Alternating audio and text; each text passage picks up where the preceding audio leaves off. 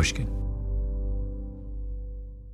We spend hours deciding what to buy, but there's a split-second decision that can make or break a sale. Do you have the trust to hit buy now? Agentic commerce is testing that moment more than ever. And that's where PayPal comes in. With 25 years of checkouts, 400 million consumer accounts globally, and the benefit of purchase and seller protection, all of which make sure wherever a purchase starts, it ends with trust. Built for payments, growth, and agentic. PayPal Open, built for all business. Visit paypalopen.com. Purchase and seller protections on eligible transactions only. Terms apply. See paypal.com/risk-management for details. Liberty was never just a word. It has guided every American endeavor for the past 250 years. And now it takes form in a new way. The 2026 Semi-Quincentennial Coin and Medal Program from the United States Mint celebrates the founding ideals that have long shaped our coinage. Available 1 year only, this historic collection features new coin designs, limited edition releases, and reissues. Shop new official coins at usmint.gov/semiq. That's usmint.gov/SEMIQ. Whatever your goal, trade, show, giveaways, client gifts, or team gear, 4imprint has the promo products to match. With thousands of options, from apparel and drinkware to tech and totes, it's easy to find the right fit for your brand and budget, with standout choices at every price point. And with their 360-degree guarantee, you can be 4imprint certain your order will show up just right on time. Explore more at 4imprint.com. 4imprint, for certain. Starting today, if you don't live in New York State, you're going to have to pay a mandatory entrance fee to visit the Metropolitan Museum. Eyewitness News, ABC 7, New York, March 1st, 2018. The new policy was announced in January, but it took effect today. Adults who do not have ID proving that they live right here in New York have to pay $25. Seniors will pay $17. If I had to pinpoint the beginning of my obsession with art museums, it would be the moment the Metropolitan Museum, one of the greatest museums in the world, decided to impose entrance fees. It was a difficult time for the institution. They had a $40 million deficit. They got rid of 90 employees. Exhibitions were canceled. There was a shakeup in the leadership. Up and down the Upper East Side of Manhattan, there was hand-wringing and a great gnashing of teeth. I remember one New York Times headline from that time. Is the Met Museum a great institution in decline? That was followed by one expression of anguish after another, including this from the former chairman of the Met's Drawings and Print Department. To have inherited a museum as strong as the Met was 10 years ago, with a great curatorial staff, and to have it be what it is today is unimaginable. Well, exactly. Because, for the life of me, I couldn't imagine how it was the Met was crying poverty. I mean, they have one of the largest and most valuable art collections in the world. 1.5 million objects. What's all that art worth? I don't know, $100 billion? More? The Met might be the richest nonprofit institution in human history. All they would have to do is pick a couple things off the shelf, and they'd never see a deficit again. This is like Jeff Bezos firing the gardener because he's out of cash. Just go to the ATM, Jeff. But they couldn't do it. They would rather fire people and make a family of 4 cough up to $100 at the gate than even think of parting with a single one of their possessions. Why? It's a puzzle.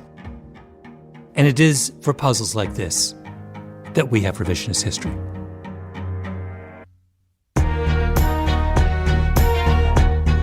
My name is Malcolm Gladwell. You're listening to my podcast about things overlooked and misunderstood.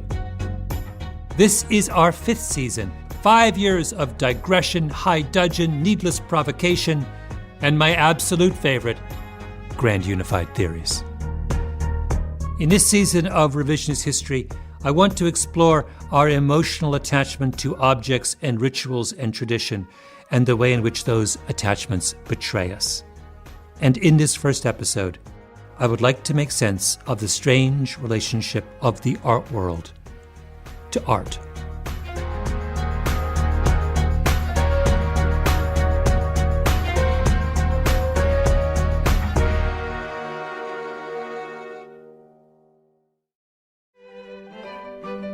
During his 31-year tenure as director of the Metropolitan Museum of Art, Philippe de Montebello, the Met's 8th and longest-serving director, guided the acquisition of more than 84,000 works of art. I found this in a video series called Great Museums, an episode from 2010, An Acquiring Mind. Lots of wide-angle shots of marble-floored galleries and gilt-frame paintings. NPR's Susan Stamberg narrates over what sounds like an orchestra right there on the set. Born in France, educated at Harvard, in 1963, de Montebello brought a background in European painting. The film runs for an hour. It's about the most famous director of the Met, Philippe de Montebello, descendant of a noble French family.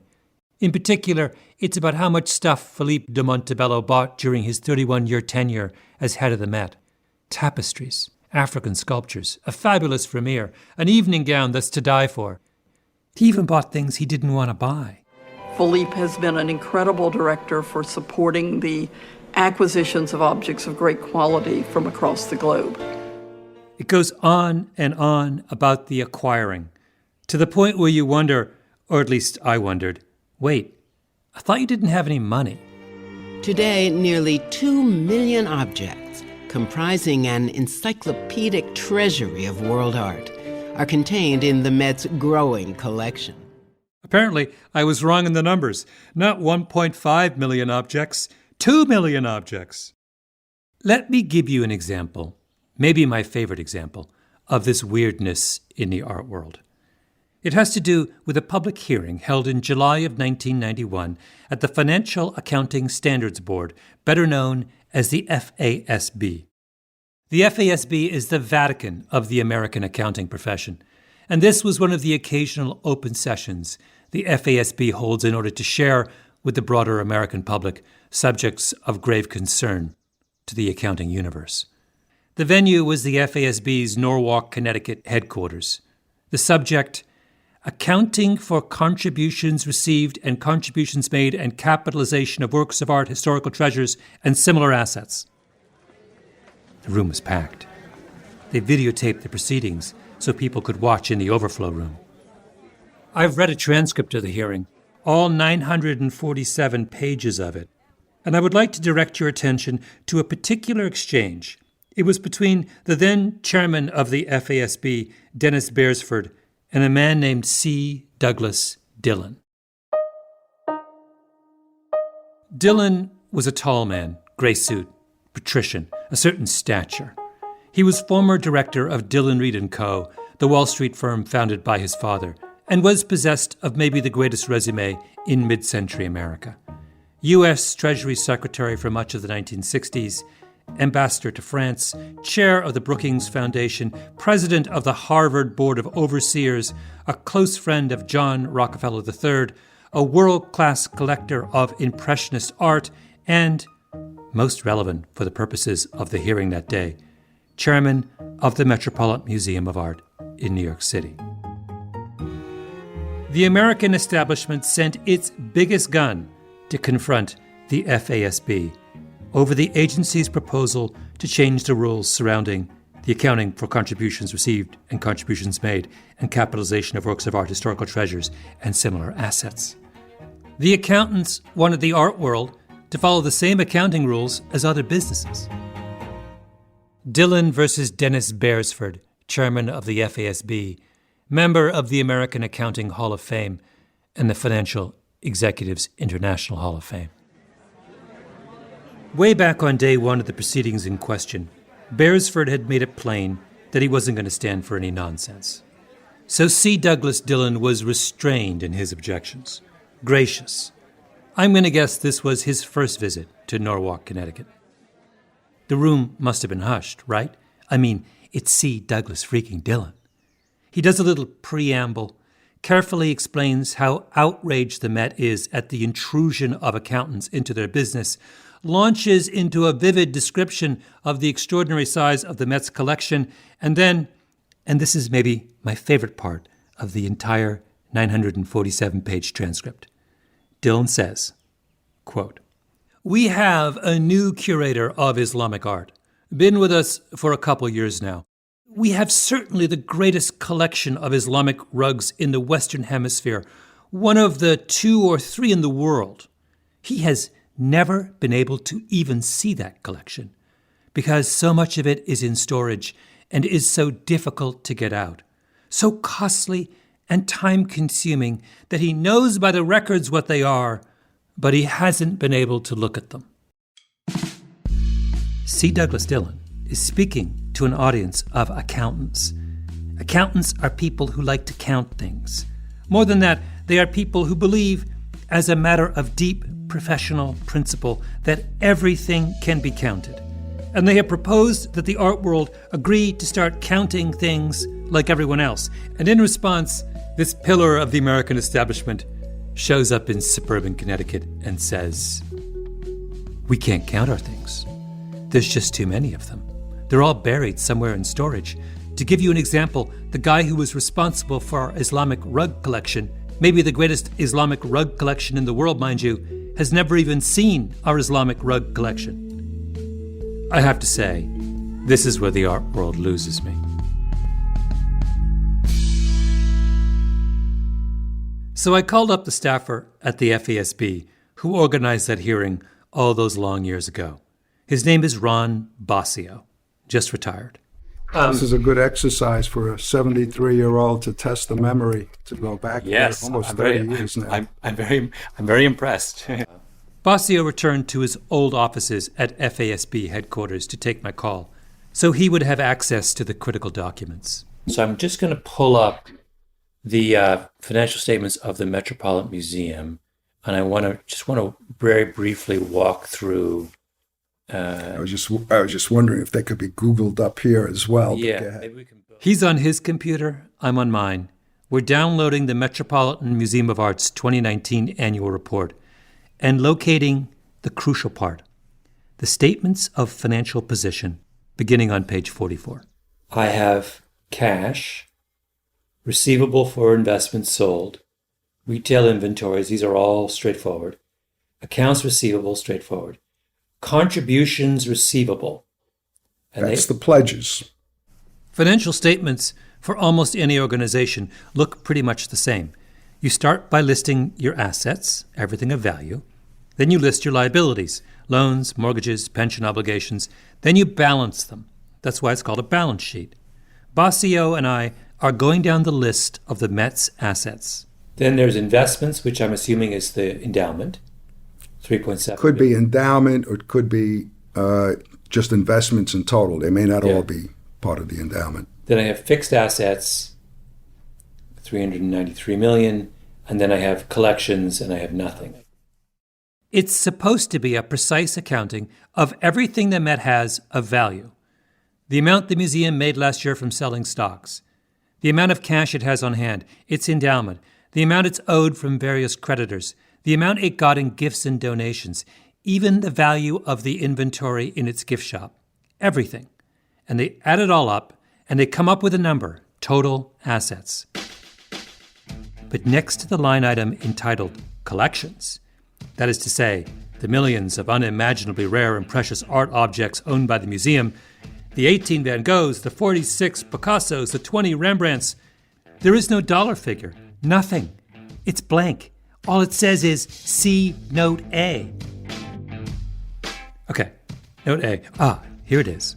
Note A in the appendix. It says, in conformity with accounting policies generally followed by art museums, the value of the museum's collections has been excluded from the statement of financial position. Excluded. This is a multi-billion-dollar organization with billions and billions of dollars in art, and none of it is listed on in their financial statement. This seems I don't even understand how that started. Well, your reaction is similar to the reaction that some of our board members had. On top of that, It turns out that the Met would rather charge admission, cut exhibitions, and get rid of 90 people than sell anything. Even though they have so many things like Islamic rugs that the guy running the Islamic rug collection hasn't even seen any of his Islamic rugs because they're all in storage somewhere. In fact, most of the Met's collection is in storage. Huge football field-sized warehouses, presumably somewhere in New Jersey, full of stuff.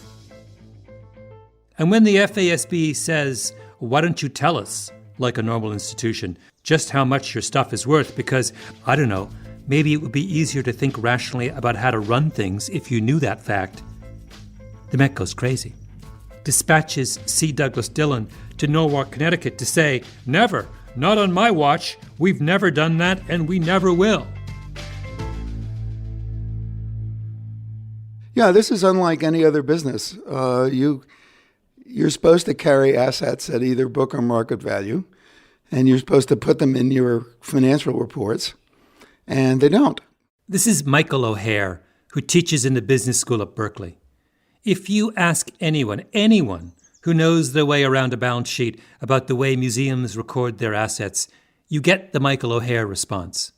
I was talking about this at some conference, and somebody from an orchestra, some financial person from an orchestra said, "Wait a minute, you mean you buy a painting and then it just disappears?"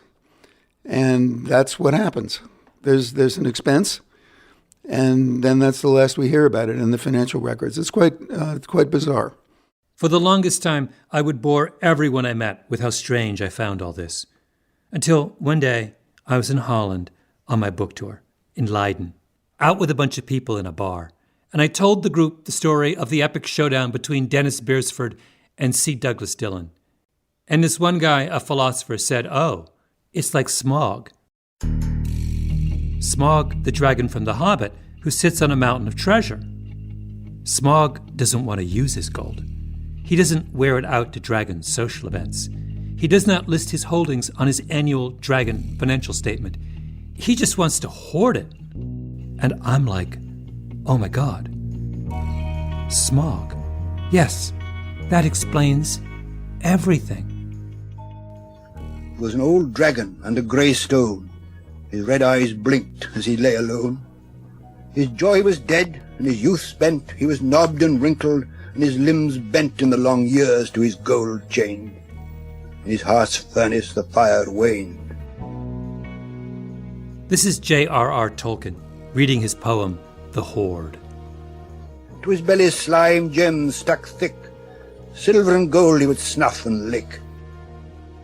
To his belly's slime gems stuck thick. That's what happens when a dragon sits on his treasure for too long.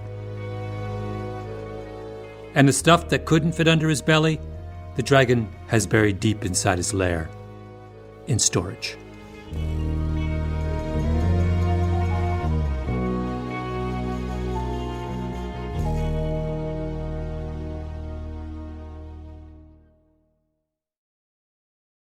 We spend hours researching products online and deciding what to buy, but there's a split-second decision that can make or break a sale. Do you have the trust to hit the Buy Now button? The way we discover and compare things is evolving, happening faster and influenced by new forms of intelligent advice. But the underlying trust question doesn't go away. If anything, it's more important than ever. That's where PayPal comes in. For more than 25 years, they've been a trusted way to pay. And now PayPal can make the agentic era of commerce work for merchants, letting them maintain control of their brand, their customer relationships. So even as the way we shop changes, the moment that matters most still feels familiar and deeply dependable. Built for payments, growth, and agentic. PayPal Open, built for all business. Visit paypalopen.com to get started. Purchase and seller protections on eligible transactions only. Terms apply. See paypal.com/risk-management for details. This show is sponsored by BetterHelp. BetterHelp's 2026 State of Stigma report surveyed 2,000 Americans and revealed that 85% of Americans believe getting support is wise, yet 74% say society discourages people from doing so. This makes no sense, right? If you have a toothache, society doesn't discourage you from seeing a dentist. If your car breaks down, society doesn't discourage you from seeing a mechanic. If your heart is literally broken, as in not functioning, society doesn't discourage you from seeing a cardiologist. But if your spirit is broken, if you're struggling with some burden, society says you don't deserve help. I think it's time to end this self-defeating contradiction. Your spirit is not less worthy of our concern than your heart or your teeth or your car. Which brings me back to BetterHelp. BetterHelp has quality therapists. They work according to a strict code of conduct and are fully licensed in the U.S. Don't let stigma stand in the way of support. Start therapy with BetterHelp. Sign up and get 10% off at betterhelp.com/Gladwell. That's better, HELP.com/Gladwell. Whether you're planning a big event, launching a new campaign, or just stocking up on team gear, finding the right promotional products makes all the difference. That's why so many brands turn to 4imprint. They offer thousands of options, from on-trend apparel and premium drinkware to tech, totes, and giveaways, so you'll find the right fit for any audience, purpose, or budget. You can customize it all: your logo, your message, your look, and many items come with no setup charge to help you save. And if you're really watching the bottom line, you'll find standout choices at every price point, so you can make a real impact while staying on budget. Plus, you'll get expert help, fast turnaround times, and their 360-degree guarantee, so you can be 4imprint certain your order will arrive on time and look exactly right. Whatever your goal, 4imprint makes it easy to find your perfect promo match. Explore the possibilities today at 4imprint.com. 4imprint, for certain. Following that epiphany in the bar in Leiden, I resolved to perform a field test of the hypothesis that art museums are modern-day versions of the dragon's smog. This was a few months back. I was going to be in Pittsburgh for another reason anyway, so I decided to pay a visit to the Andy Warhol Museum, the largest museum devoted to a single artist in North America. So I made an appointment with the museum's curator of art, Jessica Beck, and on a bright and cold morning in Pittsburgh, I headed out to the city's North Shore neighborhood to the beautiful old warehouse that holds the museum. I told Beck I didn't want to see just the collection, the art on the walls. I wanted to see everything.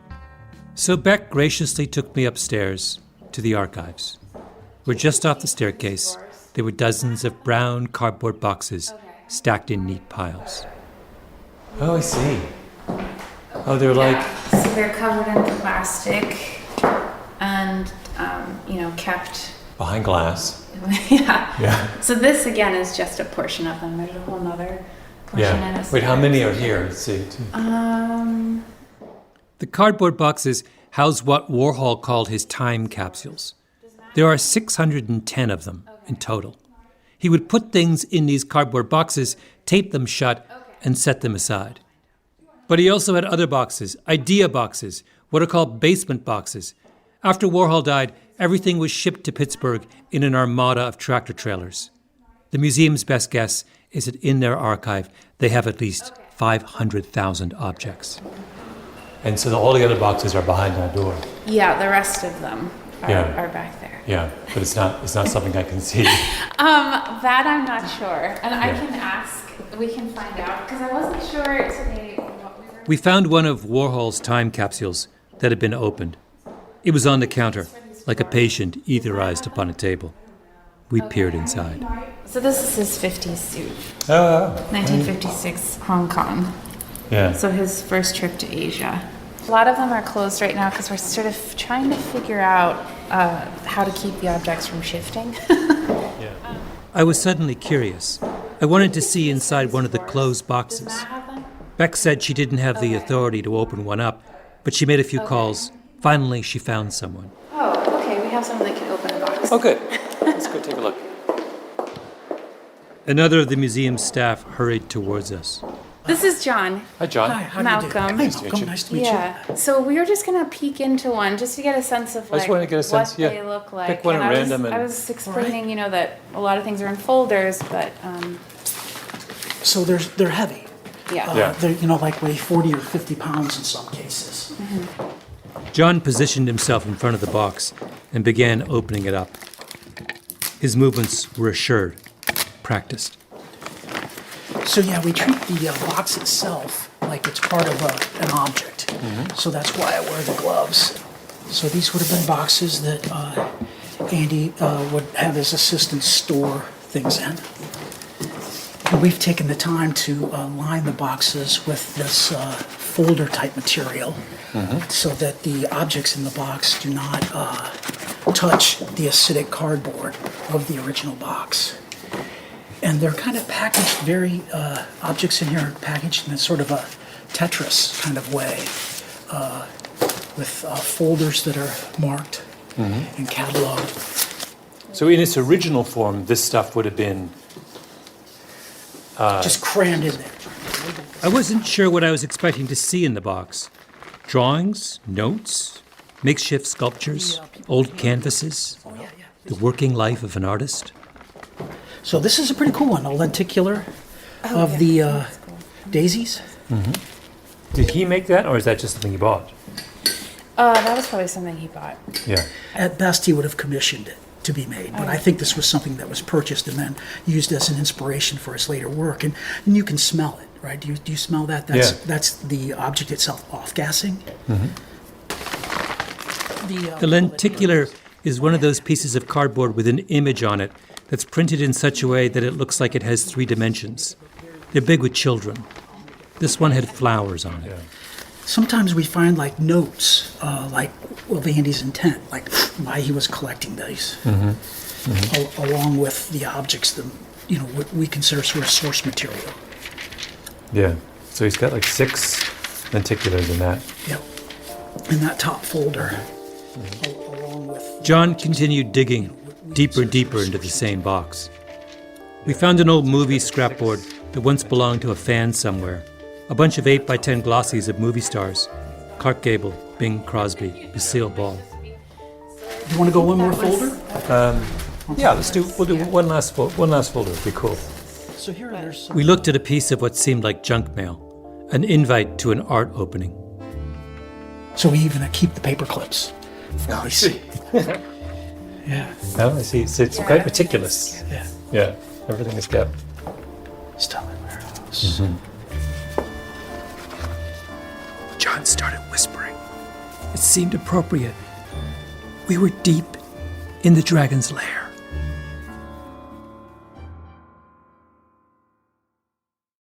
Now, why are Andy Warhol's time capsules full of junk? Because he collected junk. Well, if you wanted to meet Andy Warhol, all you had to do in the 80s was go to the flea market, the 6th Avenue flea market. I'm in New York talking with Simon Doonan, writer, fashionista.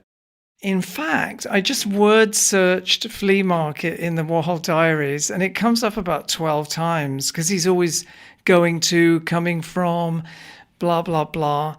I've known Simon ever since he wrote a book called Eccentric Glamour years ago, which included chapters on Simone de Beauvoir, Tilda Swinton, the supermodel Iman, and me, which remains the most preposterously inaccurate, but nonetheless deeply flattering thing anyone has ever written about me. I love Simon Doonan. Anyway, back in the day, Simon knew Andy Warhol and the flea market where he hung out. It was a protean flea market. It kept growing, expanding, retreating. Anytime there was a new lot available, the flea market expanded. And it was a significant social scene. I remember seeing Catherine Deneuve there, and it was just a place that you went if you were in New York. It was a way of, checking everybody out, meeting your friends. We were in Simon's apartment, an impossibly chic warren of rooms. I could walk you around and show you many things that Jonathan and I myself, bought at the 6th Avenue flea market. That bust of Michael Jackson, which people think is a Jeff Koons, was $10 at the flea market. People really think it was a Jeff Koons. Yeah. Have you told Jeff Koons? Simon Doonan found treasure at the flea market. Everyone did. But Warhol treated his treasure a little differently. When Andy Warhol died, it emerged that he had not unpacked most of this stuff that he'd gotten at the flea market. There were these stories, I think, in Vanity Fair about his house packed with shopping bags that he'd gotten at the flea market when he bought his Russell Wright china he collected. He collected those cookie jars. Famously, he would buy those Teuscher chocolates. He was obsessed with them, but he would chew them and spit them out, because he was always very concerned about keeping his trim little figure. So the idea that he collected these big sort of rotund cookie jars to be stuffed with cookies, it's kind of hilarious because he was sort of, always very conscious of his figure. Andy Warhol was a hoarder, all the classic symptoms. Simon Doonan used to head up the window dressing department at Barney's, and he famously did a homage to Warhol after his death entitled The Compulsive Collector. We took the mannequin, dressed him in jeans, the blue blazer, turtleneck, and then I just went and bought one of those tacky Warhol wigs that you could get at the Halloween store, put the glasses on him, and instantly it became Andy, to the point where Pat Hackett, who wrote the Warhol Diaries, was sort of, skipping down 7th Avenue and screeched to a halt, and she banged on the window. She said to me, I nearly had a heart attack. I thought Andy'd come back from the dead. But I could show you the window. Simon brought out a book filled with pictures of his most famous windows. Oh, this is fantastic. This is fantastic. You can see it looks just like him. It's just like him. And all around the mannequin was stuff. The exact same kind of stuff that later found its way into the boxes at the Warhol Museum. The definition of a collector is someone who collects objects discriminately, someone who selects and chooses. But as Simon so nicely put it, Andy Warhol was a compulsive collector. His collecting was indiscriminate. And what happens when he dies and his indiscriminate collection passes into the hands of a museum? They don't edit it or streamline it. They keep it exactly as it was, hidden away behind locked doors. The Warhol Museum is an indiscriminate collection of an indiscriminate collection. The special thing about it, I think, is that it feels like it could be detritus in any other situation, right? Like remains of a day. Like there's, the flight kit you would get on a first-class international flight, like the slippers, the vomit bag, the silverware from that international flight, like in one of the time capsules. So it's this like sense of Warhol when you're with the material, but then again, it's not, Mm-hmm. I mean, we even have the box after he died at the hospital of his clothing and his final effects that were left at the hospital. We have that box preserved as it was picked up from the hospital. Mm-hmm. So it had his jacket in it that he wore to the hospital for that final visit, the backpack exactly how it was packed. So it has like all of his glasses and the business card for his doctor in the front pocket. Now, I don't mean to pick on the Warhol Museum. This is what all art museums do. During his tenure running the Met, Philippe de Montebello acquired 84,000 objects, the overwhelming majority of which were packed away in boxes and sent to storage in New Jersey, never to be seen again. That's not any different from the mountain of detritus in cardboard boxes upstairs at the Warhol Museum.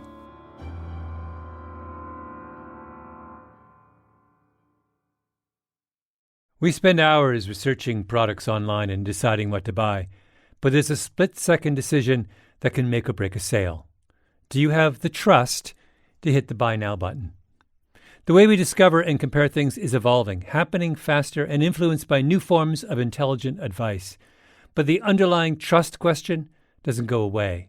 If anything, it's more important than ever. That's where PayPal comes in. For more than 25 years, they've been a trusted way to pay.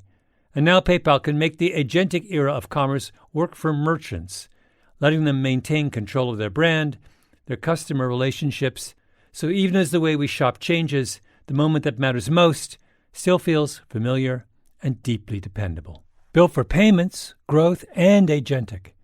PayPal Open, built for all business. Visit paypalopen.com to get started. Purchase and seller protections on eligible transactions only. Terms apply. See paypal.com/risk-management for details. Whether you're planning a big event, launching a new campaign, or just stocking up on team gear, finding the right promotional products makes all the difference. That's why so many brands turn to 4imprint. They offer thousands of options, from on-trend apparel and premium drinkware to tech, totes, and giveaways, so you'll find the right fit for any audience, purpose, or budget. You can customize it all: your logo, your message, your look, and many items come with no setup charge to help you save. And if you're really watching the bottom line, you'll find standout choices at every price point, so you can make a real impact while staying on budget. Plus, you'll get expert help, fast turnaround times, and their 360-degree guarantee, so you can be 4imprint certain your order will arrive on time and look exactly right. Whatever your goal, 4imprint makes it easy to find your perfect promo match. Explore the possibilities today at 4imprint.com. 4imprint, for certain. Liberty was never just a word. It has guided every American endeavor for the past 250 years, and now it takes form in a new way. The 2026 Semi-Quincentennial Coin and Medal Program from the United States Mint celebrates the founding ideals that have long shaped our coinage. Available 1 year only, this historic collection features new coin designs, limited edition releases, and reissues. Shop new official coins at usmint.gov/semiq. That's usmint.gov/SEMIQ. Somewhere in the United States, there are twin brothers. I don't know precisely where they live, but in a big city. Can you just sort of describe them? They're not married, I take it. They're not married. The psychologist Randy Frost, who worked closely with them for some time, refers to them as Alvin and Jerry, both pseudonyms. Born into a wealthy family, childhood prodigies, rumpled suits and bow ties. These are two people that I really liked intensely. The brothers lived in adjoining identical penthouse apartments in a hotel, each with an 800-square-foot great room with double-height ceilings. And each brother had filled his great room with things. I'm quoting now from Frost's account of the case, from a book he co-authored called Stuff. Every square foot of the great room and dining room was packed with works of art and period furniture, 18th and 19th century paintings, sculptures, busts, antiques, lamps, jewelry, and more, end quote. They had no pathways between all of their stuff. You stepped over things as you walked. Some of the piles were 6 feet high. On top of the art were clothes everywhere, and papers, business cards, bits of junk. They were lovely. They were intense in what they did. They had this kind of bond as twins, but tension at the same time. Fascinating characters, and really very interested in this phenomenon for themselves. This phenomenon, meaning hoarding. Frost began to study hoarding behaviors with the assumption that they sprang from the same place as obsessive-compulsive disorders. But the more he worked with hoarders, the more he became convinced that description didn't fit. OCD behavior is about the catastrophic reaction to an intrusive thought. And those intrusive thoughts are negative: danger, threat, contamination. But so much of hoarding appeared to be the opposite. It appeared to be about pleasure. One of the brothers, Alvin, would come home for lunch nearly every day just to be among his things. Not to organize, but to enjoy. Frost would go with him on some of those visits, and Alvin would walk through the chaos, pick up random objects, and describe the story behind each one of his treasures. "Look at this, Doctor." His voice rose with excitement as he found a ring. The ring, he thought, was from Western India. It was huge, almost the size of a walnut.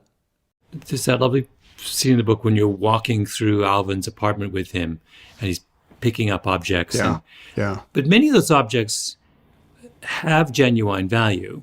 Many of them did. Some of them didn't. Some of them did. And it reminded me a little bit of Andy Warhol. because he collected things in this way, and things with immense value and things of no value, and put them all into these treasure chests. Yeah, yeah. Was Alvin aware? He must have been aware intellectually of what was marketplace valuable and what was not. Yes. It's just that it was all of value to him. It was all value to him. Yeah. And he had no desire. He didn't want to show off his treasures in any way. No. Frost says that the impulse to hoard has three motivations. One is instrumental. That is, I might need it someday. The other is emotional. That is, this emotional connection with another person or event or something. And the third is aesthetic. This idea of the beauty of the physical world. The second of those ideas, the emotional one, Frost describes as the Proust effect, from the famous passage in Proust's Remembrance of Things Past. He's eating this cookie, and all of a sudden it brings him back to his childhood when his aunt used to make these cookies for him, and he remembers the way it felt. A little bit like, the phenomena is like hearing a song from your childhood. What started to dawn on me was that with people with this problem, these objects form that kind of an experience in a much more intense way than everybody else. So somehow these objects are keys to these visceral memories that get produced.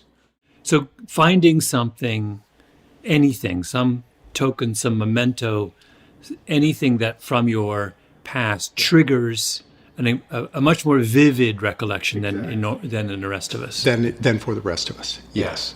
And it is a recollection. So hold on, this is such a fascinating notion. So you mentioned music. So most of us would have it, there are songs, if you play them, have that thing for me. Yaz, Only You. I don't know why that song does it for me, but I can imagine. So what you're saying is that feeling I have with Yaz, Only You, only with a book of matches, box of matches, or a absolutely yes, a playbill, or a yes. One of Frost's patients was a woman who couldn't throw away a Disney blanket that her daughter had loved as a small child, because she feels like if she throws it away, she will lose the memories associated with that blanket, and she will lose that piece of history, her personal history, and if she throws away too much, there's nothing left of her. For another patient, it was one of those ATM cash envelopes from 5 years ago. There was no cash in it. She spent the cash that was in it. But on the back, she'd written how she spent it, and it wasn't anything unusual: grocery store, drugstore, a few other items. She put it in the recycle box, and she started to cry. And she said, it feels like I'm losing that day in my life. And if I lose too much, there'll be nothing left of me. There'll be nothing left of me. One of the twin brothers, Alvin, was a successful event organizer. He once told Frost that he had lost a folder containing his notes from something he'd organized. And even though the event was recent, every memory he'd had of it was gone. And when he found the folder again, his memories returned. If your mind works that way, why would you ever throw away that folder? Most people would look at this and see a mess, he told Frost on one of their visits to his penthouse. And then he said, really, it's layered and complex. Their penthouses were so overwhelmed with stuff that they had to live elsewhere, in smaller rooms in the hotel, which were also overwhelmed with stuff. But they couldn't part with any of it. It would be too great a loss. They didn't want to itemize it or put it on their balance sheet or show the world. I'm sure they had their own Islamic rugs buried somewhere in their great room, which they had never seen. When you got them away from the subject of hoarding and away from their apartments, I mean, what were they like? Oh, they were fun. They were fascinating. They knew something about everything. They were both delightful people.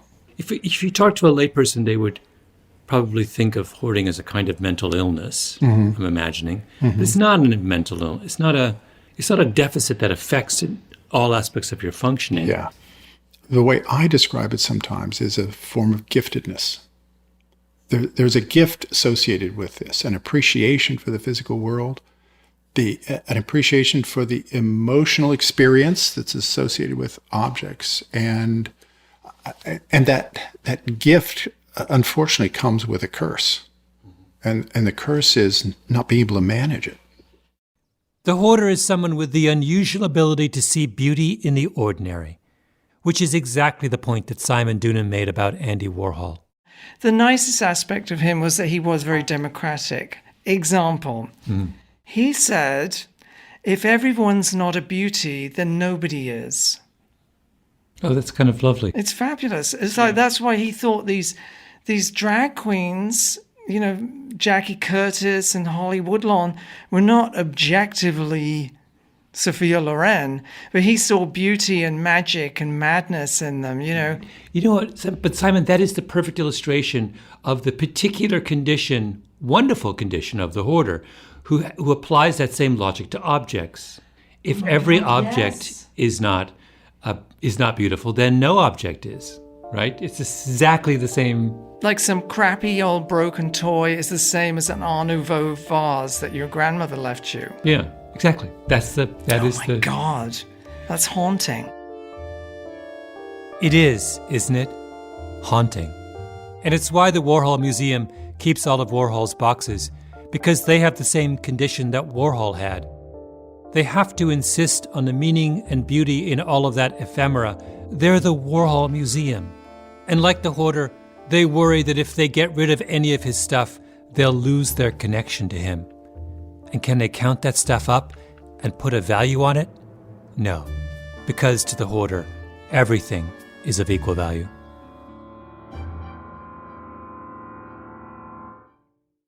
So you get into these debates, they get esoteric sometimes, but, standard setting, eventually the board says, all right, we got to get to closure. We got to make a decision. We can't just go on forever.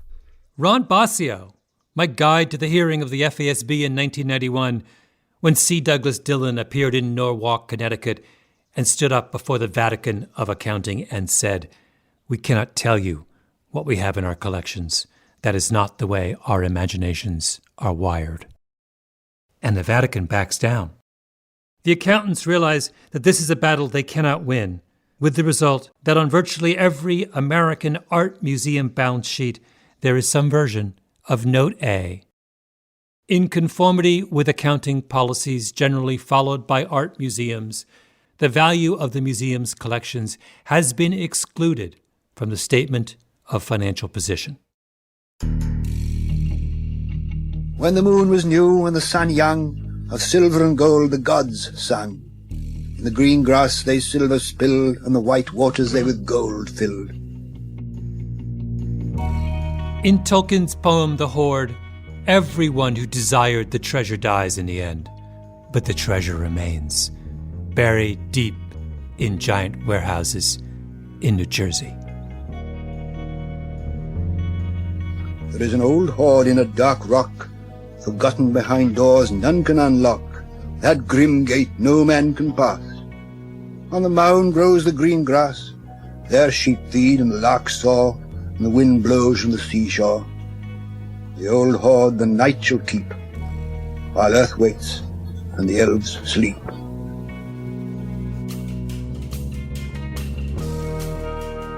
Revisionist History is produced by Mia Lobel and Lee Mengistu, with Jacob Smith, Eloise Litton, and Anna Naim.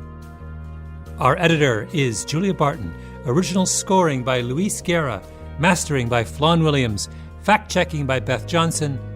Special thanks to the Pushkin crew, Heather Fain, Carly Migliori, Maya Koenig, Maggie Taylor, Jason Gambrell, and of course, El Jefe, Jacob Weisberg.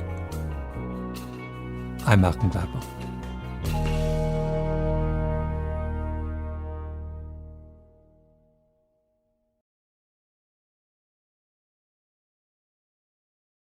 We spend hours deciding what to buy, but there's a split-second decision that can make or break a sale. Do you have the trust to hit buy now? Agentic commerce is testing that moment more than ever, and that's where PayPal comes in. With 25 years of checkouts, 400 million consumer accounts globally, and the benefit of purchase and seller protection, all of which make sure wherever a purchase starts, it ends with trust. Built for payments, growth, and agentic. PayPal Open, built for all business. Visit paypalopen.com. Purchase and seller protections on eligible transactions only. Terms apply. See paypal.com/risk-management for details. If your finance team spends more time finding data than using it, if there's one entity here and one there and one here and one there, if scaling your business feels like starting over, you need the Intuit ERP. Intuit Enterprise Suite is the AI-native ERP solution that's powerful, painless, and proven. Learn more at intuit.com/ERP. A BetterHelp ad. Have you ever had so many tabs open that your computer starts slowing down? 10 for work, 5 for family, 1 for that thing you've been meaning to figure out. 20 more are running quietly in the background. Life can feel like that too. According to BetterHelp's 2026 State of Stigma report, 85% of Americans say getting support is a smart thing to do. Yet 74% say society still discourages people from asking for help. And more than 3 in 4 Americans reported symptoms of anxiety or depression in the past 2 weeks. Therapy can help you sort through what's taking up space and attention. With BetterHelp, you can connect with a licensed therapist online on your schedule. You'll be matched based on your needs, and you can switch therapists anytime. In fact, 69% of BetterHelp users showed meaningful improvement in anxiety and depression. Maybe it's time to close a few tabs. Visit BetterHelp.com. That's better, HELP.com.